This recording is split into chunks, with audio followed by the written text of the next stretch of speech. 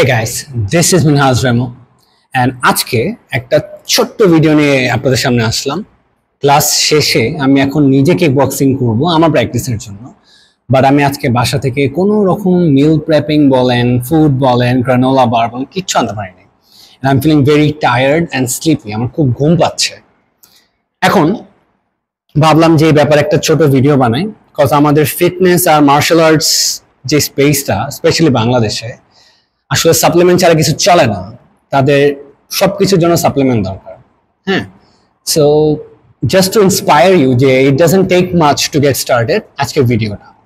এখন আমার শরীর এত খারাপ লাগছে, I am feeling very tired because the last thing I ate was my lunch which was around, let's see,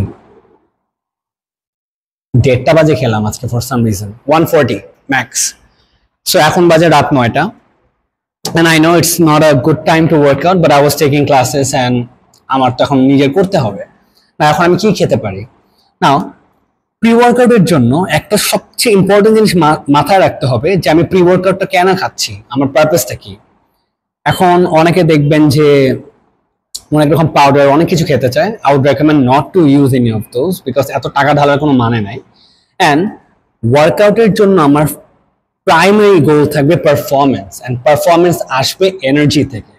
so energy sources কি কিসে থাকতে পারে? I know I am gonna say something যেটা শুনে আপনারা অনেক অবাক হবেন, যেটা হলো কার্বোহাইড্রেটস।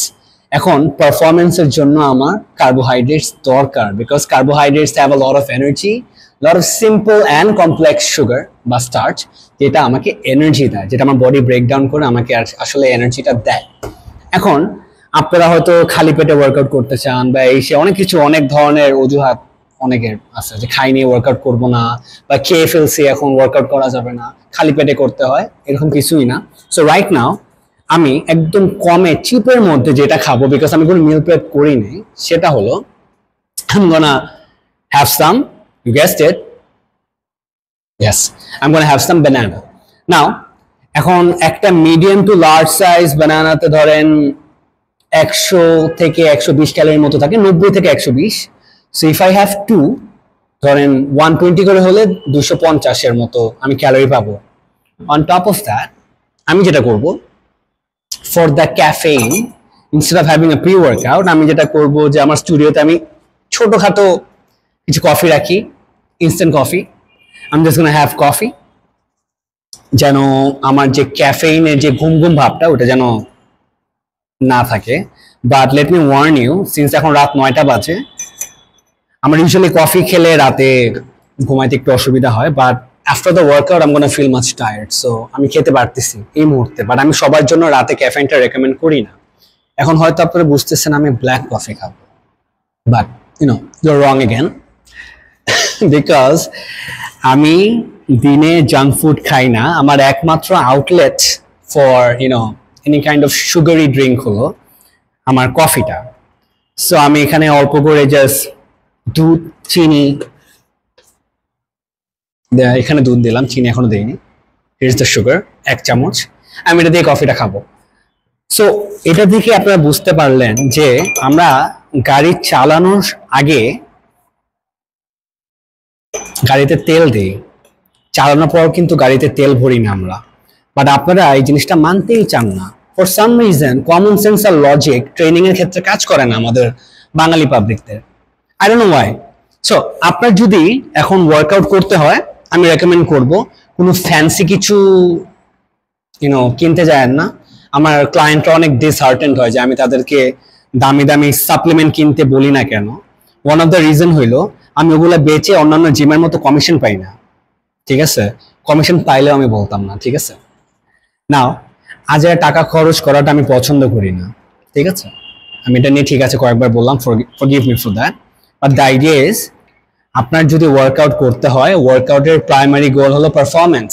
আমার যদি গায়ে শক্তি না থাকে আমি পারফর্ম করতে পারবো না। এখন এটা মার্শাল আর্টস হোক, kick boxing, whatever, fitness, strength training, functionality, mobility, whatever, আমার গায়ে জোর না থাকলে আমি ওয়ার্কআউট করতে পারবো না। এন্ড এই জিনিসটা যদি আপনার আরো ভালো করে জানতে হয়, যে কোনো বক্সার বা পাওয়ার লিফটারকে জিজ্ঞেস করবেন তারা ট্রেনিং এর আগে অ্যাকচুয়ালি কি খায়। never mind that. Just ask them যে তারা actually কি, I mean whatever they have, that is. Now কেউ যদি আপনাকে এরপরে বলে যে রেমো তুমি এই খাচ্ছ সেই খাচ্ছ, বা রেমো তো আপনাকে বলবেন আমাকেই বলে, আমি তাদেরকে ব্রেকডাউন করে বলে দিই যে আমাদের প্রাইমারি ফিউল সোর্স হলো কার্বোহাইড্রেটস, যেটা কলা থেকে পাচ্ছি। অলসো পটাশিয়াম আছে, অনেক মিনারেলস আছে, ভাইটামিনস আছে, like B6 and B12. These are all good. এত মুখস্থবিদ্যা আমি আপনাকে পার্ট বাই পার্ট বলতে পারবো না, বিকজ এত মনে রাখা সম্ভব না। বা যেটা বলছি, carbohydrate is our primary fuel source, এটা প্রি ওয়ার্কআউটের জন্য এক্সেলেন্ট। তো আপনি ওয়ার্কআউট করার 20 থেকে 30 মিনিট আগে যদি খান, ইনফ্যাক্ট 15 থেকে 20 মিনিট আগে খেলে it's enough. So look, caffeine with milk and sugar.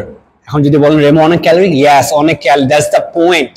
Caffeine থেকে আমি আমার অ্যালার্টনেস পাবো, এখানে গুঁড়া দুধ যে আছে ওখান থেকেও কিছু এনার্জি পাবো। সুগারে কত 32-35 ক্যালোরিজ আছে, 250 ক্যালোরিজ, ইনাফ প্রি ওয়ার্কআউট। নাও এটা একদম সিম্পল বলছি, তার মানে এই না যে আপনি অন্য কিছু খেতে পারেন না, but these are easily digestible, ঠিক আছে, সিম্পল কার্বোহাইড্রেটস এর মধ্যেই পড়ে। সো বেশি চিন্তা করেন না, যদি প্রি ওয়ার্কআউট নিয়ে চিন্তা করতে থাকেন যে কি খাইতে পারবো, have some fruits, have some coffee, good enough. Weather আপনি মার্শাল আর্টস করেন অর স্ট্রেংথ ট্রেনিং করেন। Here is the but, if you're running marathon or something like that, ওটার জন্য ফুডের একটু গাইডলাইনটা একটু ডিফারেন্ট হবে, স্পেশালি কারণ আপনি প্রলং টাইম ধরে দৌড়াবেন, ঠিক আছে। ওইটা নিয়ে আরো ডিটেইলে প্রি ওয়ার্কআউট এন্ড আরো ডিফারেন্ট স্পোর্টস এর ফুড নিউট্রিশন, যেগুলা স্পোর্টস নিউট্রিশন ব্যাপার স্যাপার আছে, ওগুলো আমি আরো ডিটেইলে পরে বলবো। That's it for today. Next time, just give me a knock if you have any other ideas about what we should be having. See ya.